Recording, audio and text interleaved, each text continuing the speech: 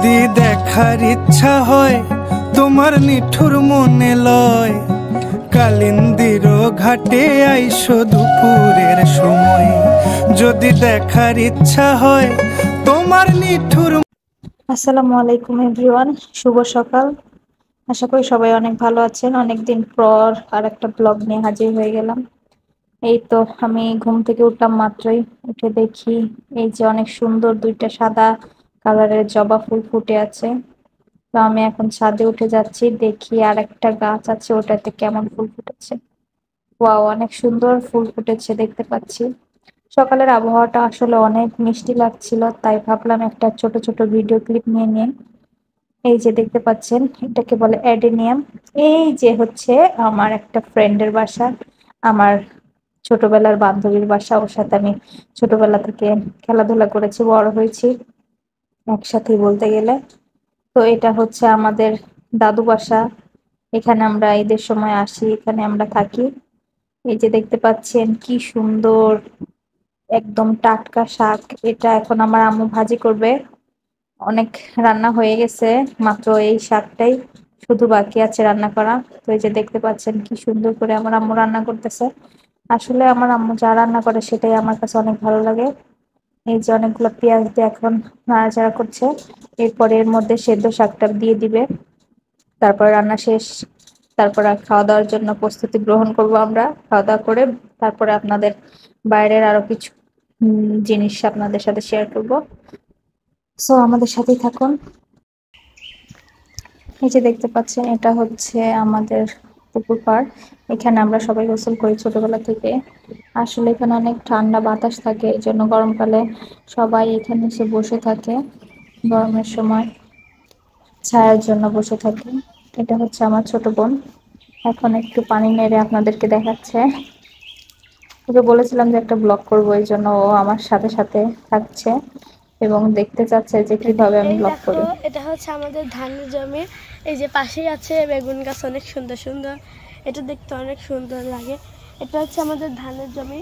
ওই যে এখানে আমার আব্বু একটু কাজ করতে গিয়েছে, ওখানে আমাদের তিলের চাষ করতেছে। আপনারা আসেন। আসলে আমার ছোট বোনের খুব শখ ছিল যে ও ভিডিওতে ভয়েস দিবে, এই জন্য একটু কথা বলবো আপনাদের সাথে। ও, ঠিক আছে, এবার আপনাদের নিয়ে যাব ওই পাশে যেখানে আমার বাবা কাজ করছে আমাদের জমিতে।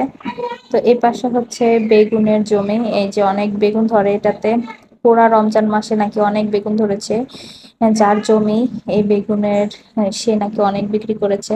মাত্র 2 টাকা কেজিতে বেগুন বিক্রি করেছে উনি, আমি যেটা শুনেছি বাড়িতে এসে। তো সামনে দেখতে পাচ্ছেন, এটা হচ্ছে মরিচের মরিচ জমি। ধরেছে। এই যে এই যে দেখেন কত কি সুন্দর সুন্দর মরিচ মরিচ, ধরে আছে কটা গাছে, তুলে ছোট নেই ছোট তো। চারা গাছের মধ্যে কত মরিচ ধরে আছে। এগুলো মরিচ আসলে মিষ্টি মরিচ, ঝাল মরিচ, সব ধরনের মরিচই এখানে আছে। এই জমিটা আমাদের এক আত্মীয়র জমি, এই জন্য আমার বোন কয়েকটা ছিঁড়ে নিচ্ছিল যে বাসায় গিয়ে আম মেখে খাওয়া যাবে মরিচ দিয়ে। তো এই পাশ দিয়ে এখন আমরা চলে যাব ওই সামনের জমিতে।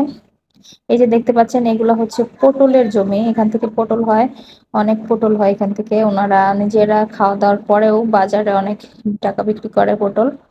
আমরা ওইখান থেকে মাঝে সাঝে কিনে নিই খাওয়ার জন্য। এখনো পটল এরকম ধরে নাই, কিংবা সেল করে ফেলেছে, আমি সঠিক জানি না। এই যে দেখতে পাচ্ছেন, এগুলো সব হচ্ছে পটলের জমি। এর মাঝে মাঝে এখানে এই যে ঢেঁড়স লাগানো আছে, এটাকে ইংলিশে বলে লেডিস ফিঙ্গার। এই যে দেখেন, দেখতে পাচ্ছেন কি সুন্দর ঢেঁড়সের গাছ হয়েছে এখানে। এই যে সামনে, এগুলো হচ্ছে শাক। এটা কি শাক আসলে আমার ওইভাবে মনে নাই, কিন্তু এটা খাওয়া যায়, অনেক সুন্দর, মজা লাগে।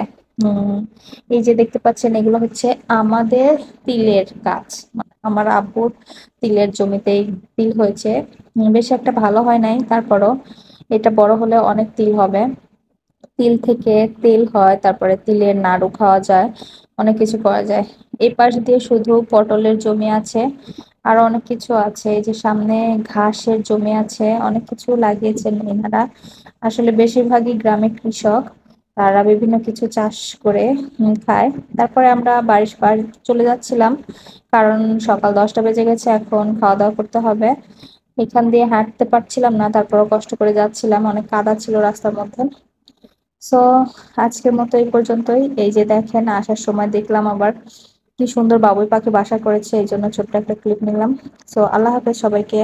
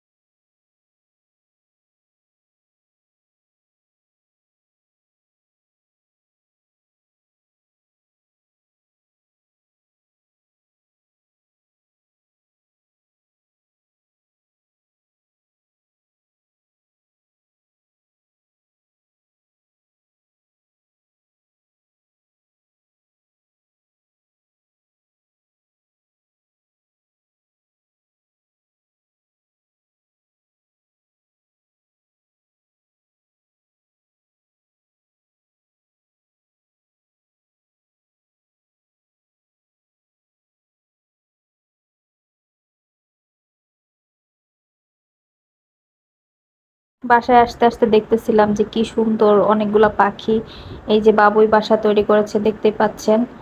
আমার অনেক ভালো লাগতেছিল, এই জন্য আমি অনেকটা ক্লিপ নিয়ে নিলাম। সো আজকের মতো এই পর্যন্তই, পরবর্তীতে আবার কখনো আসলে আপনাদের গ্রামটা ঘুরে দেখাবো।